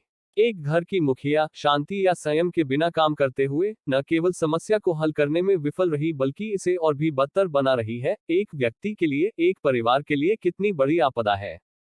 विभिन्न परिवारों की महिलाओं ने दाओ हुआ के शब्दों के निहितार्थ को पकड़ लिया। उन्होंने गुप्त रूप से चेन तिकड़ी का मूल्यांकन किया, आंतरिक रूप से विचार किया कि क्या चेन परिवार के साथ अपना जुड़ाव जारी रखना आवश्यक है।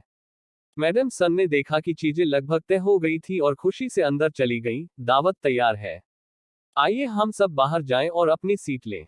हाल की असुविधा को कम करने के लिए उत्सुक महिलाओं ने तुरंत अवसर का लाभ उठाते हुए कहा, मैंने सुना है कि यान परिवार का भोजन सबसे ताजा है, हमें आज खुद को शामिल करना चाहिए।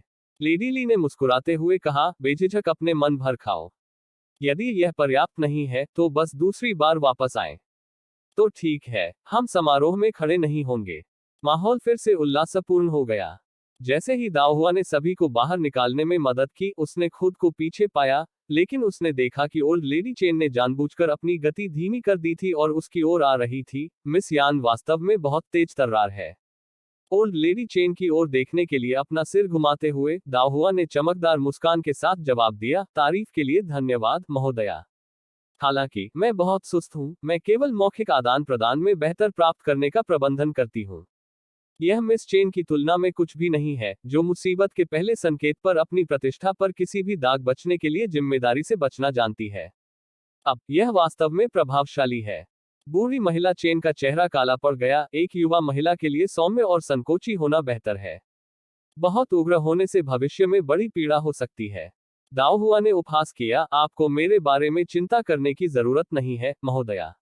मेरा भविष्य मेरी दादी, माता पिता, गुरु और भाइयों की चिंता होगी। लेडी चेन, आपको हमेशा दूसरों के मामलों पर ध्यान नहीं देना चाहिए। यदि आपके पास खाली समय है तो आप अपने परिवार के सदस्यों को समाज में कैसे व्यवहार करना है यह सिखा सकते हैं। इतना कहने के बाद वह मुड़ी और चली गई। भोज का आयोजन मुख्य प्रांगण में किया गया था। दाओहुआ थोड़ी देर बाद पहुंची और जब तक वह आई, सभी लोग पहले ही व्यवस्थित हो चुके थे। जैसे ही वह इधर उधर देख रही थी कि कहां बैठना है, मेजबान के बगल में बैठा झू जिंगवान खड़ा हुआ और उसे इशारा किया, ये यहाँ पर। दाओहुआ मुस्कुराया और झू जिंगवान और डोंग युवानयाओ के बगल में सीट लेकर चला गया। फिर सु शियू को, जो झू जिंगवान के बगल में बैठा था, और विभिन्न स्थानों पर अन्य परिवारों की युवा महिलाओं को अभिवादन के तरीके के रूप में सिर हिलाया। सु शियू ने मुस्कुराते हुए पूछा, आप अभी क्यों आए? दाओहुआ ने आंगन के प्रवेश द्वार की ओर देखा और चेन जियारा को बूढ़ी मैडम चेन की मदद करते हुए देखा। उसने अपना सिर पीछे घुमाकर फीकी मुस्कान के साथ कहा, मुझे सड़क पर किसी ने देर कर दी। डोंग युवानयाओ, झू जिंगवान और सु शियू ने दाओहुआ की नजरों का पीछा किया और उस दिशा में देखा। झू जिंगवान ने धीमी आवाज में कहा, मैडम चेन के लोगों के साथ व्यवहार करने के तरीके से मुझे समझ नहीं आ रहा है कि चेन परिवार बीजिंग में खुद को कैसे स्थापित करने में कामयाब रहा है। डोंग युवानयाओ ने हंसते हुए कहा, मैंने अपनी दादी से सुना है कि बीजिंग में चेन परिवार का सामाजिक दायरा उतना व्यापक नहीं है जितना हम सोच सकते हैं। बीजिंग में यह ओल्ड मैडम चेन है जो परिवार के मामलों की प्रभारी है। आखिरकार ओल्ड मैडम चेन सम्राट की नस थी और लोग उसे कुछ चेहरा देने को तैयार हैं, इसलिए चेन परिवार शांति से रह रहा है। दाओहुआ ने उदासीनता से कहा, वह बूढ़ी मैडम चेन भी इतनी महान नहीं है, वह हमेशा अपना मुंह खोलते ही दूसरों को व्याख्यान देना पसंद करती है।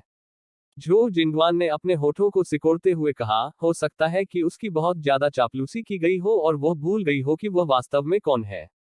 एक गीली नस, स्पष्ट रूप से कहें तो आखिरकार सिर्फ एक नौकर है। सु शियू ने हल्के से हंसते हुए कहा, बीजिंग में, जहां शक्तिशाली बहुत सारे हैं, चेन परिवार शायद पीछे हटना जानता है, लेकिन एक बार क्षेत्रों में बाहर जाने के बाद, सम्राट के साथ अपने संबंधों पर भरोसा करते हुए, मुझे लगता है कि वे बहकने लगते हैं। दाओहुआ ने मुस्कुराते हुए सु शियू की ओर देखा, सिस्टर सु के पास एक अच्छी व्याख्या है। डोंग युवानयाओ ने कहा, ठीक है, अब इन अप्रिय चीजों के बारे में बात नहीं करते हैं। सभी व्यंजन परोसे जा चुके हैं, चलो खाते हैं। यह जानते हुए कि दाओहुआ का दाहिना हाथ असुविधाजनक था, उसने व्यक्तिगत रूप से उसे मीटबॉल सूप का कटोरा परोसा। झू जिंगवान ने दाओहुआ को अपने बाएं हाथ से खाते हुए देखा और तुरंत पूछा, तुम्हें क्या हुआ? सु शियू ने भी उधर देखा। दाओहुआ ने धीरे से कहा, मेरा दाहिना हाथ थोड़ा सा छिल गया। झू जिंगवान और सु शियू की अभिव्यक्ति में थोड़ा बदलाव आया। यह सिर्फ एक खरोंच नहीं है ना? अन्यथा वह चॉपस्टिक का उपयोग भी नहीं कर पाएगी। ऐसा लगता है कि आखिरी दुर्घटना ने सिस्टर दाओहुआ को बाहर थोड़ा कष्ट पहुंचाया। इसके अलावा आंटी ली आमतौर पर दयालु होती हैं, आज मेजबान के रूप में वह इतने सारे लोगों के सामने सीधे चेन परिवार से भिड़ गई, शायद इसलिए कि वह बहुत नाराज थी। दोपहर के भोजन के बाद दाओहुआ और अन्य लोग मंडप में आराम करने चले गए। सु शियू ने कहा, वैसे दोपहर के भोजन के दौरान पूछना उचित नहीं था, लेकिन कल आप सब कब लौटे? हमें पता ही नहीं चला। डोंग युवानयाओ ने कहा, जब तक हम लौटे तब तक अंधेरा हो चुका था। हमने सोचा कि आप रात के लिए सेवानिवृत्त हो गए हैं, इसलिए हमने आपको परेशान नहीं किया। झो जिंगवान ने हस्तक्षेप करते हुए कहा, तो फिर आप आज सुबह हमें ढूंढने क्यों नहीं आए? आने के लिए दोपहर तक इंतजार क्यों करें? डोंग युवानयाओ ने दाओहुआ की ओर देखा और दाओहुआ ने मुस्कुराते हुए कहा, क्या यह सिर्फ हमारे प्रवेश द्वार को और अधिक आश्चर्यजनक और आकर्षक बनाने के लिए नहीं है? हम झो जिंगवान भ्रमित लग रहा था, लेकिन सु शियू तुरंत समझ गई। वह दाओहुआ और डोंग युवानयाओ को देखकर मुस्कुराई, आप दोनों वास्तव में चालाक हैं। अफवाहें और गपशप ऐसी चीजें नहीं हैं जिन पर किसी को खुद को संबोधित करना चाहिए, लेकिन अगर दूसरे उन्हें सामने लाते हैं और फिर आप सार्वजनिक रूप से जमकर पलटवार करते हैं, तो यह कोई बुरी रणनीति नहीं है। यी ने आज एक बहुत अच्छा क्षण चुना, न केवल उसने मैडम जू की अफवाहें फैलाने की कुत्सित प्रथा को उजागर किया, बल्कि अन्य हस्तक्षेप करने वाले लोगों को रोकते हुए उसे सार्वजनिक रूप से अवाक कर दिया। दाओहुआ ने कड़वी मुस्कान के साथ कहा, हम भी नहीं चाहते थे कि ऐसा हो, लेकिन इस दुनिया में बहुत सारे हस्तक्षेप करता है। डोंग युयान्याओ ने भौहें चढ़ाई, वैसे मैडम जू के साथ क्या डील हुई है? क्या जू तोनगजी अंकल यान के आदेश के अधीन नहीं है? दाओहुआ ने आह भरी, शरणार्थियों को शा काउंटी में स्थानांतरित करने के मुद्दे के कारण मेरे पिता ने शा काउंटी में बसने के साथ साथ भूमि लेनदेन जैसे विभिन्न मामलों को सख्ती से नियंत्रित किया, जिससे कुछ स्थानीय परिवारों के हित प्रभावित हुए। मैडम जू का पैतृक परिवार उनमें से एक है, इसलिए वह वहां परेशानी पैदा कर रही थी। झो जिंगवान ने उपहास करते हुए कहा, खुले तौर पर एक वरिष्ठ को चुनौती देना और उस पर अन्याय करना वास्तव में मूर्खतापूर्ण है। सु शियू ने मुस्कुराते हुए कहा, अगर श्री जू को इसके बारे में पता है, तो शायद वह बहुत व्यापक दिमाग वाले या दूरदर्शी नहीं है। अगर वह नहीं जानते हैं, तो आज के बाद मैडम जू के लिए घर पर शायद आसान समय नहीं होगा। झो जिंगवान अचानक जोर से हंसा, मैडम जू भी ऐसी व्यक्ति है जो बाहरी रूप से मजबूत है लेकिन अंदर से कमजोर है। दाओहुआ ने कुछ ही वाक्यों में उसे घेर लिया, जिससे वह पूरी तरह से जोकर की तरह काम करने लगी। दाओहुआ ने बगल में देखा, मैंने मैडम जू को कहाँ घेर लिया? मैंने बस उसे तर्क से मना लिया। इस पर सु शियू और डोंग युवानयाओ भी हंसने लगे। झो जिंगवान ने दिल से हंसते हुए कहा, सही है, ठीक है, बेशक आप सबसे समझदार हैं। इस समय यान यहुआन कुछ अन्य लड़कियों के साथ ली जिक्सुआन, ली जिक्सिन और यांग शियुजुन के साथ पहुंची। Sister जिक्सुआन, sister जिक्सिन। दाओहुआ ने तुरंत मुस्कुराते हुए उनका स्वागत किया। इसके बाद लड़कियों का समूह मंडप में बैठकर चाय पीता रहा और बातें करता रहा। देर दोपहर में दाओहुआ उठ खड़ा हुआ और लड़कियों के समूह के साथ बूढ़ी मैडम के आंगन में गया। बाजियान हे शौ केक पेश किया जो उसने सुबह सुबह बनाया था। यह वह मिठाई है जो मैंने बनाई है। कृपया देवियों और लड़कियों, इसे चखें। केक को छोटे छोटे टुकड़ों में काटा गया और विभिन्न मैडमों और लड़कियों को दिया गया। इसकी 3 परतें थी और कुछ को सामने वाले यार्ड में भी भेजा गया था। यान सियू ने उस पर नक्काशीदार दीर्घायु आड़ू के साथ एक टुकड़ा रखा और दाओहुआ पर नजर डाली, जो लड़कियों के बीच खुशी से बातें कर रहा था। फिर मुस्कुराते हुए बूढ़ी मैडम यान से कहा, यही की करतूत वास्तव में उत्कृष्ट है। बूढ़ी मैडम यान ने मुस्कुराते हुए लगातार सिर हिलाया। वह लड़की थोड़ी जीवंत हो सकती है, लेकिन उसकी खाना पकाने और सुईवक हर पहलू में उत्कृष्ट है। अन्यथा आपकी सबसे बड़ी भाभी और मैं उसे ऐसा नहीं करते। अपनी मां के बेपरवाह पक्षपात को देखकर यान सियू ने अपनी बेटी की ओर देखा। हालांकि उसकी मां भी शियुजुन को बहुत प्यार करती थी, फिर भी वह सीधी पोती यई के बाद दूसरे स्थान पर रही। केक वितरित करते समय दाओहुआ ने देखा कि मैडम ली अनुपस्थित थी और उन्हें पता था कि वह मुख्य प्रांगण में व्यस्त थी, इसलिए वह केक का एक टुकड़ा अपने पास ले गई। जब तक मैडम ली ने केक नहीं खाया और अपनी व्यस्तता में वापस नहीं लौटी, तब तक दाओहुआ वापस सोनगहे कोर्टयार्ड की ओर नहीं चला। उसे इस बात का जरा भी अंदाजा नहीं था कि वह बीच रास्ते में अपनी चचेरी बहन यांग होनरुई से मिलेगी। चचेरे भाई यी यांग होनरुई को देखकर दाओहुआ कुछ हद तक आश्चर्यचकित हुआ और मुस्कुराते हुए बोला, चचेरे भाई होनरुई, इस समय तुम्हें पीछे के आंगन में क्या लाया है? यांग होनरुई कुछ असहज लग रही थी। मैं किसी चीज के बारे में अपनी माँ से मिलने आई थी। दाओहुआ ने ओह ध्वनि निकाली, क्या आपको चाहिए कि मैं आपके लिए चाची को बुलाऊं? अभी दादी के घर पर कई महिलाएं हैं, आपके लिए वहां जाना सुविधाजनक नहीं होगा। यांग होनरुई ने बार बार अपना सिर हिलाया, कोई जरूरत नहीं, वास्तव में यह कोई जरूरी या महत्वपूर्ण बात नहीं है। दाओहुआ ने कहा, ठीक है, उस स्थिति में मुझे दादी के घर जाना चाहिए। फिर वह जाने के लिए मुड़ी। यांग होंगरुई ने झट से उसे वापस बुलाया, एक क्षण रुको। दाओहुआ ने पीछे मुड़कर कहा, चचेरे भाई होंगरुई, क्या कुछ और है? यांग होंगरुई एक पल के लिए झिझके, यानी क्या आप ठीक हैं? हालांकि उसके चाचा और चाची ने कहा कि चचेरा भाई यही देश की संपत्ति में गया था, वह जानता था कि यह सच नहीं है, क्योंकि वह उस दिन चचेरे भाई वेनशियू के बगल में खड़ा था और नौकरों का जवाब सुन रहा था। दाओहुआ ने भौहें उठाई, मैं ठीक हूं। मेरे साथ क्या गलत हो सकता है? यांग होंगरुई ने दाओहुआ की ओर देखा और उसे अच्छे मूड में देखकर मुस्कुराया, यह सुनकर अच्छा लगा कि आप ठीक हैं। यह देखकर कि दाओहुआ के हाथ खाली थे, उसने हाथ में पकड़ा हुआ वॉर्मर उसकी ओर बढ़ा दिया। दाओहुआ कुछ कदम पीछे हट गया, चचेरे भाई होंगरुई, यह क्या है?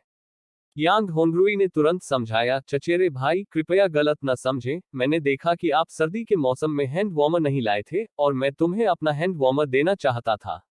दाओहुआ ने अपने मुंह के कोने को खींचा, धन्यवाद चचेरा भाई, लेकिन मुझे इसकी आवश्यकता नहीं है। आपको इसे अपने पास रखना चाहिए, और यदि आपको लगता है कि आपको इसकी आवश्यकता नहीं है, तो इसे चचेरे भाई शियुजुन को दे दें। मेरे कमरे में कई हैंड वार्मर हैं और वे पर्याप्त से अधिक हैं। दादी मुझे ढूंढ रही होंगी, मुझे जाना होगा। कृपया मुझे क्षमा करें।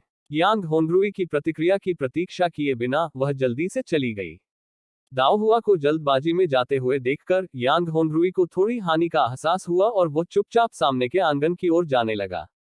दूसरी ओर वांग मैनमैन यांग होंगरुई के पहले के कार्यों को याद करते हुए और दाओहुआ की अभिव्यक्ति को देखते हुए बुदबुदाया, युवा मास्टर, संभवतः आपके लिए विशेष रूप से वहां इंतजार नहीं कर सकता था, है ना? दाओहुआ ने अपनी भौहें सिकोड़ी, बकवास। वह एक क्षण के लिए रुकी और आगे बोली, अभी जो हुआ उसका जिक्र मत करो, ऐसे व्यवहार करो जैसे कि वह कभी हुआ ही नहीं। इसके अलावा भविष्य में यदि चचेरा भाई होंगरुई आसपास हो, तो मुझे दूरी बनाए रखने के लिए याद दिलाना याद रखें। वह निश्चित रूप से किसी भी गंदे प्रेमी को आकर्षित नहीं करना चाहती थी। वांग मैनमैन ने मुस्कुराते हुए सिर हिलाया। लिटिल प्रिंस के अलावा उसने पहले कभी लड़की को किसी भी पुरुष से निजी तौर पर कुछ भी स्वीकार करते नहीं देखा था। यान परिवार की कुलमाता के जन्मदिन समारोह के दौरान मैडम जू के कारण हुई अप्रिय घटना को छोड़कर बाकी सब कुछ सुचारू रूप से चला। रात के खाने के बाद परिवार मुस्कुराहट के साथ जाने से पहले थोड़ी देर बैठे। मुख्य प्रांगण। उन मेहमानों को विदा करने के बाद जिनकी हैसियत और पद यान परिवार से ऊपर थे, मैडम ली ने शेष मेहमानों को सन परिवार और वू परिवार को ले जाने का काम सौंपा, जबकि वह खुद दाओहुआ को उनके कमरे में वापस ले गईं। जल्दी, मुझे अपना घाव देखने दो, मैडम ली ने दाओहुआ की ओर देखते हुए उत्सुकता से कहा। उसकी बेटी पिछली रात देर से लौटी थी और ऐसी कई चीजें थी जिनके बारे में उसे पूछने का मौका नहीं मिला था। आज ही उसने अपनी बेटी के मनमन से घायल होने के बारे में सुना था। दाओहुआ ने मुस्कुराते हुए उत्तर दिया, माँ, मैं ठीक हूँ। यह बस एक छोटी सी चोट है। मैडम ली ने हस्तक्षेप करते हुए कहा, भले ही यह मामूली हो, मैं इसे देखना चाहती हूँ।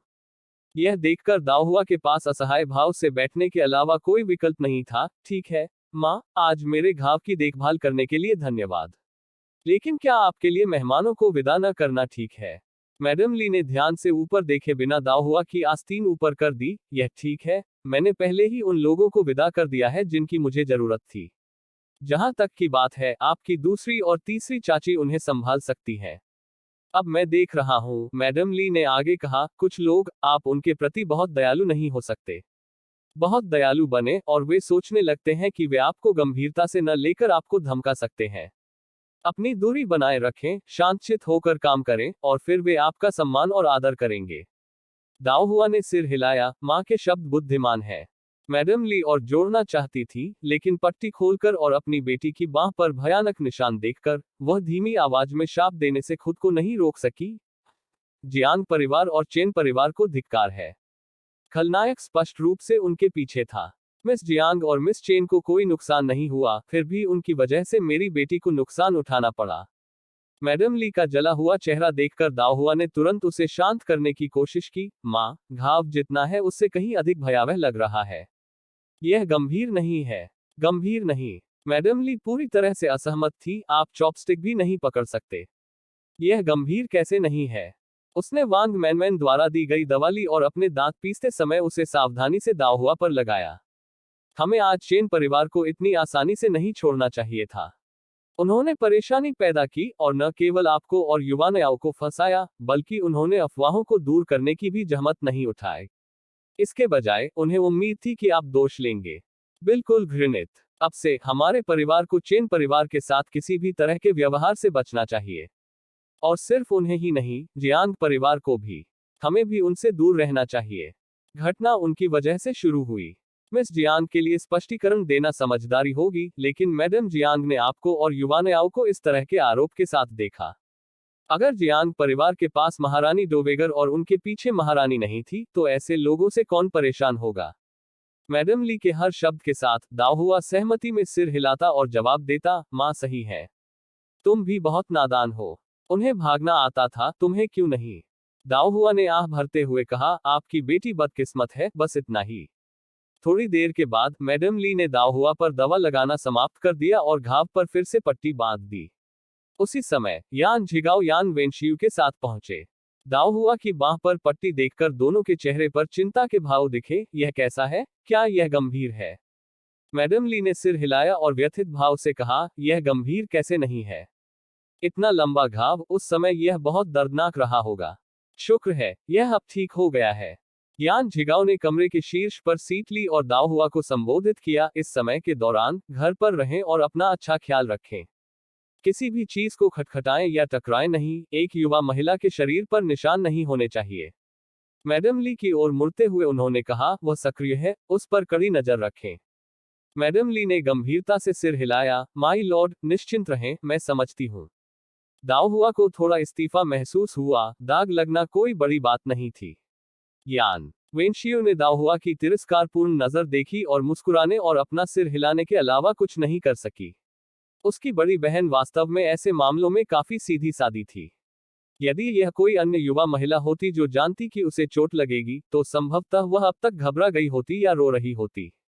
फिर भी वह यहाँ थी, बिल्कुल बेपरवाह। यान झिगाओ ने फिर से कहा, मैंने सुना है कि आज पिछवाड़े में क्या हुआ। दाओहुआ को देखते हुए उन्होंने आगे कहा, हालांकि हमारा परिवार जियांग परिवार जितना प्रतिष्ठित नहीं हो सकता है या चेन परिवार का समर्थन प्राप्त नहीं कर सकता है, हम एक ईमानदार परिवार हैं, जो ईमानदारी और धार्मिकता के साथ सम्राट की सेवा करते हैं। अगर मुसीबत हमें मिलती है, तो हमें अपनी स्थिति का बचाव करना चाहिए, जैसा कि हमने आज किया, बिना समझौता किए या चुप रहे। यह सुनकर दाओहुआ ने भौहें उठाई और फिर प्रसन्नता से उत्तर दिया, हाँ पिताजी। ऐसा लगता है कि सौतेले पिता को अब भी कुछ अभिमान है। यान झिगाओ ने मेज पर अपनी उंगलियां थपथपाई और सिकुड़ी हुई आंखों से कहा, मैं जू तोंगजी से निपटूंगा। जहां तक की बात है, अगर मैडम कोई और अफवाह फैलती हुई सुनती हैं, तो बेझिझक जवाबी कार्रवाई करें।